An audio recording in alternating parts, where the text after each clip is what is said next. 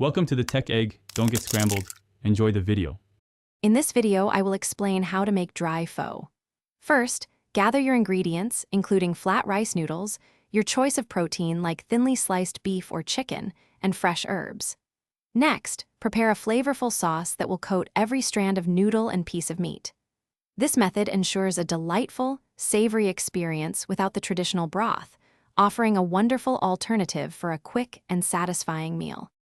Begin by cooking your flat rice noodles. Boil them until they are perfectly al dente, then drain and rinse with cold water to prevent sticking. Next, prepare your protein. Thinly slice about 12 ounces of beef or chicken. Marinate the meat briefly with a tablespoon of soy sauce and a small amount of sugar to enhance its flavor and tenderness before a quick cook. The sauce is crucial for dry pho. In a bowl, combine 2 tablespoons of hoisin sauce, 1 tablespoon of soy sauce, and 1 teaspoon of sriracha for a little kick.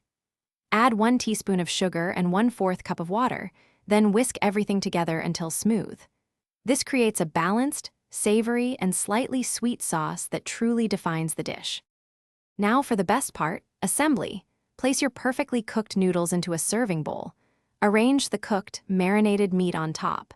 Generously drizzle the prepared dry pho sauce over everything, ensuring each component is well coated. Finish with fresh garnishes such as cilantro, mint, and sliced chili peppers for added freshness and a touch of heat. Enjoy your delicious dry pho. Thanks for watching. Consider subscribing if I helped unscramble your problems.